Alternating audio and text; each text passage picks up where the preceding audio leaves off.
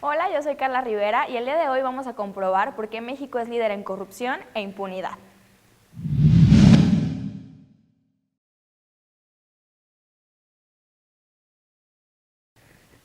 Tú y yo somos mexicanos y te puedo asegurar que más de una vez has escuchado la típica frase "el que no tranza, no avanza", y muy probablemente hasta la has aplicado. Hoy te voy a hablar de 10 gobernadores mexicanos de diferentes partidos políticos que también la escucharon y fueron muy obedientes. El primero es Andrés Granier, exgobernador de Tabasco. La PGR lo acusa por defraudación fiscal por la módica cantidad de 2.156.489 pesos. Según la PGR, durante su administración, él solo reportó ingresos por 2,5 millones de pesos, cuando en realidad obtuvo más de 10 millones.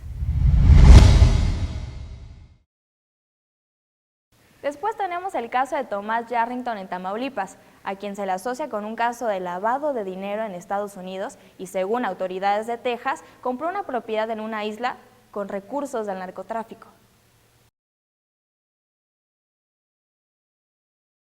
En tercer lugar tenemos el caso de Mario Villanueva, mejor conocido como el Chueco Villanueva. Él fue gobernador del estado de Quintana Roo y es acusado por ayudar con recursos estatales y federales al cártel de Juárez. Él dejó pasar toneladas de droga provenientes de Colombia con destino a Estados Unidos. Según la PGR, el Chueco Villanueva recibía, escucha bien, entre $400,000 y $500,000 por cada cargamento de cocaína que permitía almacenar en algún rancho del estado. Creo que ya sabemos por qué le dicen el Chueco Villanueva.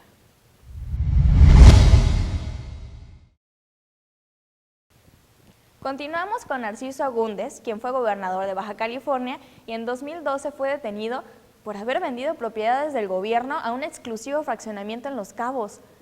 Cabe mencionar que él ganó su candidatura con el PRD, sin embargo, este partido ya se deslindó del exfuncionario.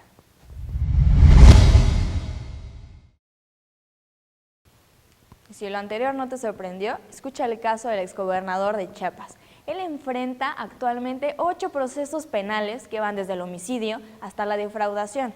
Es importante mencionar que Pablo Salazar renunció al PRI y lanzó su gobernatura en una alianza entre 8 partidos.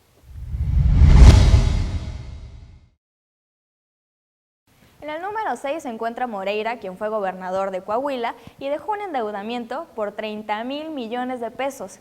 Como si esto no fuera suficiente, autoridades estadounidenses han presentado cargos contra él por lavado de dinero.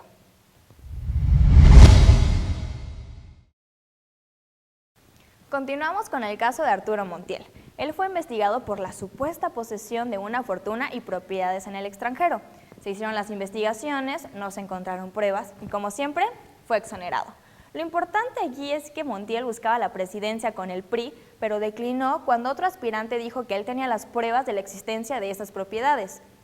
¿Miedo? Dato curioso, Arturo Montiel es uno de los políticos cercanos a nuestro actual presidente, Peña Nieto.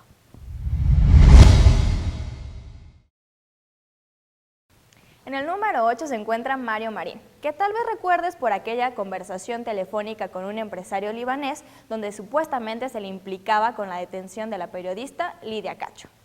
Al final no le pasó nada. La Suprema Corte de Justicia no logró los votos suficientes para declararlo culpable.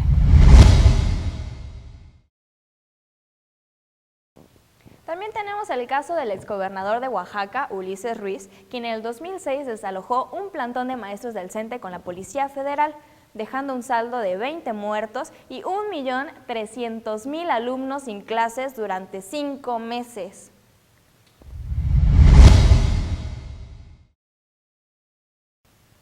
Finalmente tenemos el caso del exgobernador de Querétaro, quien compró 6 casas y gastó más de 10 millones de pesos, siendo que solamente había recibido 7.200.000. Él también fue investigado por el desvío de recursos durante su administración y por el mal uso de aviones durante su gobierno. Sin embargo, sí, también fue exonerado. Esta es la realidad y no podemos esconderla. Somos un país gobernado por corruptos y delincuentes. ¿De dónde crees que salió el dinero que se robaron estos políticos? De mí, de ti, del pueblo. ¿Y qué pasa con su doble moral? Al pueblo le dicen, vamos contra el narco, vamos contra ellos. Se dan la media vuelta y los ayudan, los apoyan y, ¿por qué no?, Hacen uno que otro negocio porque el dinero que le roban al pueblo no es suficiente. Son nuestros representantes y deberían ver por el bien común del pueblo, no por el bien común de su cartera.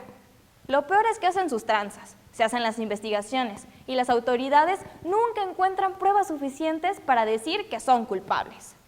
¿Te parece justo que ellos hayan sido nuestros gobernantes?